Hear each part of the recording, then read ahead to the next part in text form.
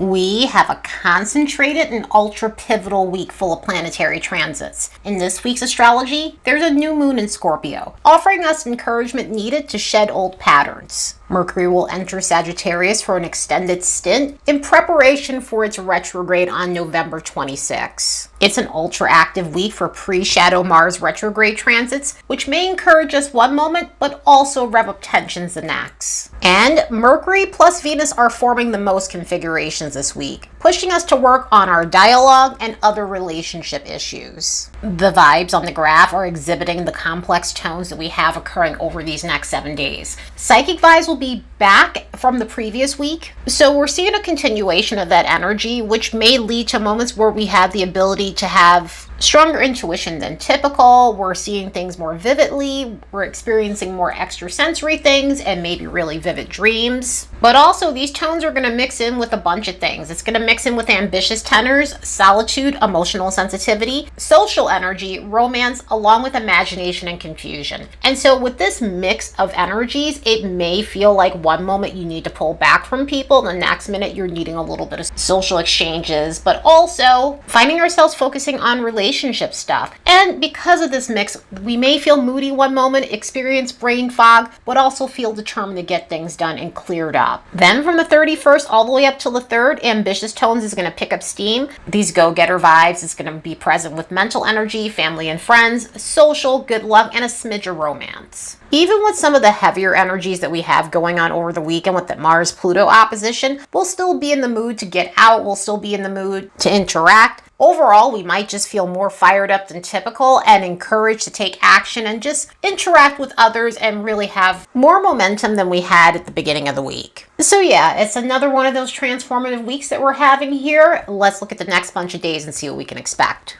Don't forget to like and subscribe because it helps this channel grow. Also, if you're looking for a natal chart reading or intuitive coaching, the links will be in the description box below. And if you'd like to support the work of this channel, you could do so by buying me a fresh cup of coffee. The link will be in the description box below as well. Over the next 24 hours, Mars is going to be involved in 3 alignments that's going to gear us up for the retrograde cycle. The first one happens on Monday with Mars making a trine to Neptune, and energy like this is going to be excellent for spiritual understanding. So if you wanted to get back on track when it comes down to mystical goals, this may be the energy for you, and this may be something that you're seeing again during the retrograde cycle. A vibe like this inspires us to nourish our spiritual side, encourages us to focus on our metaphysical goals. And so if you want to take action and invest your time in spiritual activities, this is a transit that's going to help push you to make it happen finally. If it isn't spiritual goals, the great thing about this is it encourages us to take some of our fantasies and put them into action constructively. So if there's been something you've been dreaming of, something that you've been wanting, but it's nothing more than a concept in your mind, this may actually give you the momentum that you need to start making an action plan and finally execute that. Another way this can show up too is through our romantic interactions. So it may be a time to take action on your love life, take action when it comes down to intimacy and bedroom stamina. Mars has to do with our sex drive, and so combined with the higher octave of Venus, Neptune, it can help us take actions on the romantic life that we fantasized about. And whether that's through intimacy or dating, some of that can manifest through energy like this. We'll see this alignment a couple of more times. The second time it's going to hit is on January 12th, and then the third and final when Mars is in the post-shadow is going to be on April 19th of 2025. Once we get to the 29th, Mars is going to be in 2 complex transits while these other planets simultaneously align together. What's happening here is Venus is making a sesquiquadrate with Mars while making a square to Saturn, while Mars is making a sesquiquadrate to Saturn. And so all of these energies combined can feel very intense. And because of this dynamic energy, there could be difficulties if we push our luck concerning love, money, other types of relationships, our temper, and just not exercising patience. Vibes like this can cause moments where we feel irked because things are going too slow, or we're coming to a realization that we might have an unhealthy need for drama when it comes down to relationships, or that we're finding ourselves in a very dramatic situation when it comes down to our relationships, whether that be romantic, whether that be socially, platonically, or any close relationships that we have in our lives. On the Saturn sides of this energy, it can show where we're unfulfilled in relationships or financial situations, where we're in a situation that's soul-sucking in a lot of ways, whether it be a professional situation or the relationships that we're having in our lives. And overall, with both of these alignments, with the Mars situation to Saturn, with the Venus situation to Mars, and Venus to Saturn, it may show us where we need to take accountability. It may show us where we need to face some uncomfortable truths in order to make progress in our lives and to remove ourselves from unconstructive situations. Overall, energies like this can be really frustrating because we can feel slowed down, we can feel limited by a lot of this, and we're wanting to make adjustments and get instant gratification from some of the situations. And unfortunately, with energy like this, that generally doesn't happen. And so this can feel like roadblock energy, especially with all of this pre-shadow retrograde stuff. A lot of this energy is going to come back up for us to review once the retrograde motion is going on. Concerning Venus making that sesquiquadrate with Mars, we'll see this once more on January 14th of 2025, but it will not have a third hit. So that one that happens during the retrograde period is going to be that final realization with this energy. As for the Mars-Saturn situation, we'll see this again on January 6th, and then we'll see it again on May 19th, which is kind of out of shadow, but it's going to bring up some retrograde elements in that May 19th one. And one of the only reasons why we're not seeing that Venus sesquiquadrate one hitting a third time is because Venus is going to go in its own retrograde cycle 6 days after Mars goes direct. So it's going to slow Venus down, and this is why we are not getting that third hit. The next time we'll see Venus sesquiquadrate Mars will be in 2026. So yeah, truly potent stuff going on here. On top of that, we're not done with all the Venus transits that are occurring. For the next 5 days, Venus is going to make a bunch of transits that's going to emphasize relationships and financial issues. The most problematic of the Venus transits we'll see is going to be on the 30th, and this is going to be Venus making a semi-square with Pluto, which may cause us to focus on unconstructive scenarios romantically, other unions that we have in our lives, and also finances. So energy like this can drudge up situations with jealousy, control issues, petty disagreements, and exposed secrets could emerge under this type of energy. So if there's been anything beneath the surface that's been brewing, it tends to come up in this energy.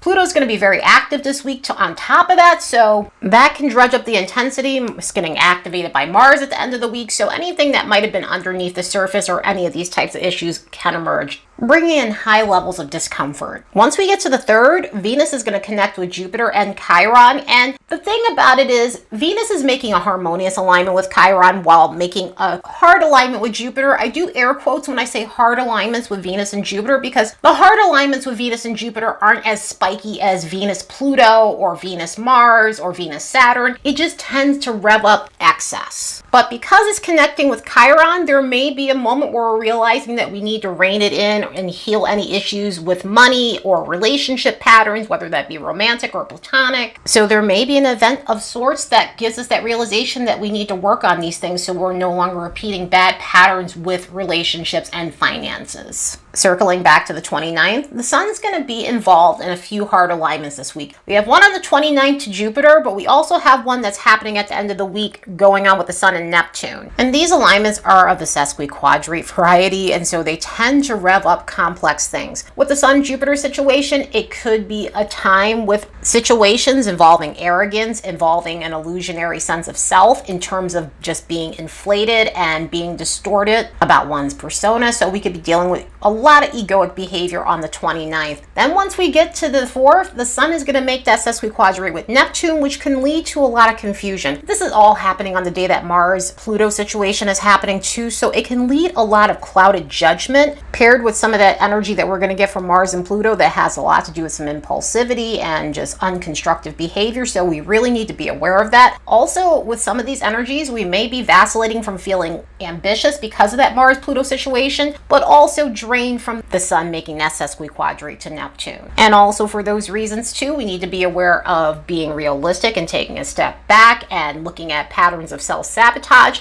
and also working on being less malleable and not believing things that aren't based in reality or fact. 48 hours before Mercury transits into Sagittarius is going to make a connection with Uranus that may lead to disruptive communication. So energy like this tends to lead to a lot of erratic speaking, blurting out the wrong thing, and dealing with people who say things for shock value. So it makes interactions ultra uncomfortable. Also, things don't tend to go as planned when we have an energy like this. There may be a lot of pivots and having to change things up, and it could also lead to plot twists in scenarios involving communication, information, and other mercurial things. Then once we get to Friday, Mercury is entering Sagittarius for a pretty long time. And by a long time, Mercury's going to be here until January 8th of 2025 in the sign of the Archer. So this is because of the upcoming retrograde cycle for Mercury in Sagittarius. So not only do we have the Mars retrograde situation happening, but we'll also have Mercury being in its retrograde cycle while Mars is retrograde. I talked about this a month ago, or actually 2 months ago when Mars went into Cancer, how we were going to have a Mercury retrograde in tandem.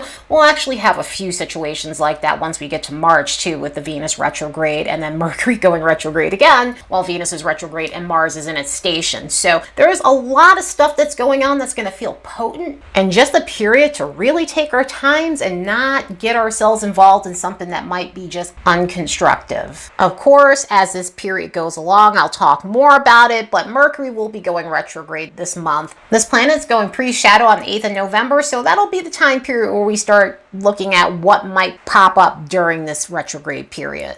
But yeah, we've got a Mercury in Sagittarius, and we have Mercury in one of its interesting places. I say interesting places because Mercury is not in one of its preferred spots. Mercury happens to be in detriment when it's in Sagittarius. And this is because Mercury governs Gemini, the opposite of Sagittarius. And so for that reason, we can run into some snags when this energy is placed on a planet where it's opposite of its function. Interestingly, however, though, there might be some mitigation that's occurring because Jupiter happens to be in Gemini, which is the ruler of Sagittarius. And so we've got some mutual reception going on. So both planets are in a swap right now, and even though they're not in their preferred places, this may lead to a little bit of balance while we have this occurring. But with this alignment, we may receive a considerable boost when it comes down to enthusiasm, allowing us to feel lighter. I mean, especially shifting from Mercury in Scorpio to Mercury in Sagittarius, this can really help us think in a more upbeat sort of way, which might enable us to be more social, outgoing, and overall just taking on a more enthusiastic perspective about life. And with all this enthusiasm comes confidence, and so this may enable us in terms of accomplishing things. In other words, if we had a lot of self-doubt about where we were headed or what we might want to do, or we had things on the back burner, this may be the energy that encourages us to go after whatever we want and aim our arrow at all the possibilities that are in front of us. Sure, because of a lot of the planetary alignments and this planet going retrograde, this is definitely not one of the best times for action, but that never stops this kind of energy regardless. And also, you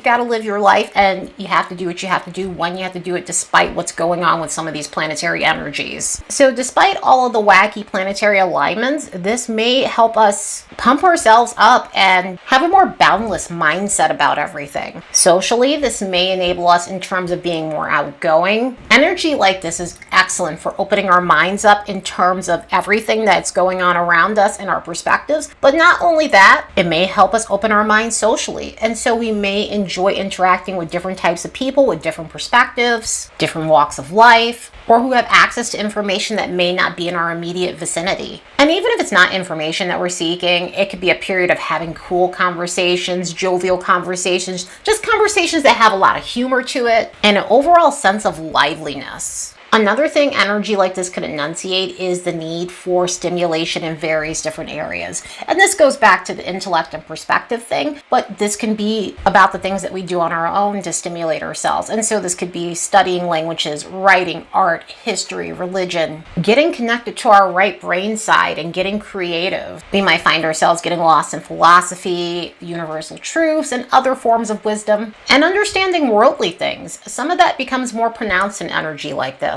Another thing our minds can go on with this is travel. Sometimes this is travel, literal travel, making travel plans. If you've been putting that off, or is something that you're wanting to make big plans for, maybe you're wanting to save up for it, or you're finally ready to do the thing and take that trip, this might be the time where you're feeling motivated to do so. And if it isn't literal travel, it could be the other things I was mentioning about being stimulated, and that could be journeys of the mind, where you travel through reading, you travel through documentaries and other forms of information. Of course, even though all of these things are lovely, there is a lower expression with this energy that we need to be aware of. And even though it's got this mutual reception, and hopefully that mitigates some of that, we may still see more of a prevalence of the lower vibrations because of the retrograde cycle combined with all the other planetary energies. And so some of the expressions that aren't as constructive with this is dealing with people who are very opinionated, dealing with people who choose their beliefs over facts, or think because they have a thought it's based in reality when really it's not. And so that can be very stressful in this. And because of that, conversations can get skewed at times, leading to argumentativeness. Also within this energy, speaking of argumentativeness, there tends to be a foot and mouth situation with this energy where you say the wrong thing and blurt out the wrong thing, or blurt out something mean because person might feel like it's a truth and it really isn't, or more or less just to kind of just hurt another person. Avoidance can also be a problem in this energy, and here's what I mean by avoidance. Sagittarius energy is concerned with high concepts and having fun and having no limitations, and sometimes it's hard to get bogged down by the things that need to be taken care of. And sometimes in this energy it's a conscious thing because you're not wanting to deal with the harder stuff, and other times it could be just due to feeling disorganized in this energy, because sometimes there tends to be a bit of a blur within this energy. Not like Mercury and Pisces, but it's more like a Jupiterian fog, and sometimes it can be situations where we get lapsed and we forget to either pay bills, or we skim the details of something because maybe we're feeling foggy, or we're just feeling like we can't be bothered. And so try to do the best you can when these energies hit. I mean, certainly the positive vibes of this is excellent, but the lower vibes can definitely be stressful, especially adding a Mercury retrograde during a Mars retrograde and all the other planetary stuff that we have going on. It can definitely feel a little intense. But at least over these next 2 days, Mercury is making harmonious connections to Mars, Neptune, and Pluto that can really get us back on track as far as our thinking and just feeling like we have the bandwidth to communicate with people. So it can make for a weekend where we just are in the mood to be social. That's why we were seeing some of those social vibes popping up on the graph despite some of the harder energies.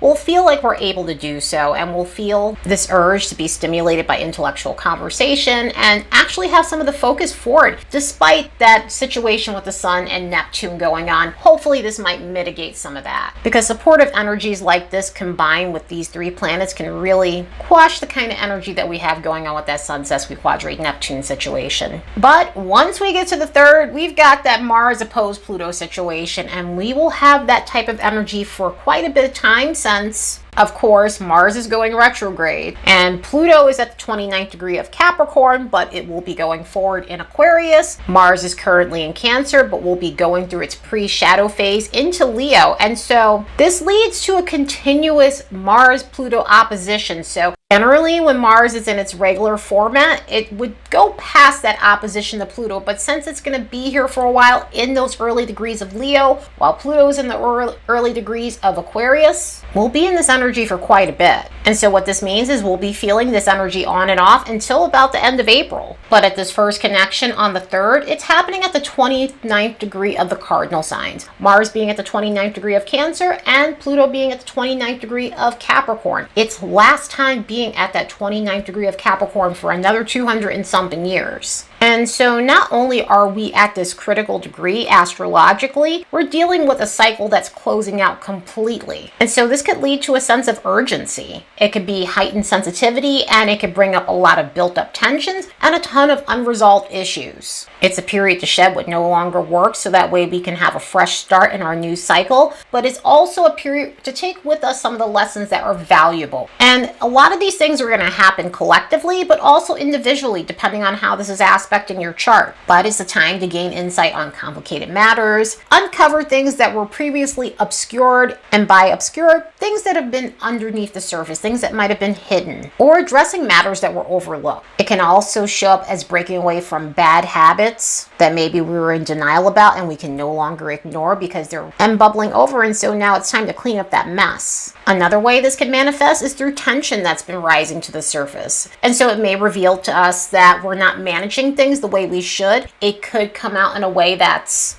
abrasive, temperamental, confrontational. Sometimes with an energy like this, there can be a lot of brutal behavior, such as violence and things like that. It could show up as exploitative behavior, dredge up feelings of bitterness, anger, people throwing their weight around, and other forms of power struggles, jealousy, and reacting irrationally to the point of fighting, and other forms of confrontational behavior, belligerentness. or dealing with people who are just trying to exert their dominance and their clout or their power. A lot of the times in energy like this, we deal with people who are abusing power, which is where that exploitativeness comes in. And so energy like this can really get highlighted and revved up in this, or there's complete clashes with people who try to throw their weight around in order to get the upper hand and to feel powerful and important. One of the best things you could do during this transit is to try to use this in the most constructive way you possibly can. And with Mars and Pluto, it's generally burning this energy off through activities. And activities could be like cleaning your house, working out, engaging in research, because your focus may be there more so than typical. There actually might be more hyper-focus than typical with this Mars-Pluto energy. And so try to channel this in the most constructive way possible, because otherwise this energy can really be uncomfortable, and I'm understating that. And the ones who are going to be feeling this more than anyone is going to be the later degrees of the cardinal signs and also the early degrees of the fixed modality. So really try to do the most constructive things possible when this energy hits. It's been an interesting month. October has been filled with twists and turns, and November is no different. So try to keep your nose clean and do the most productive things possible. Anyway, I hope you all have the most constructive week ever. Later, and see you in the next episode.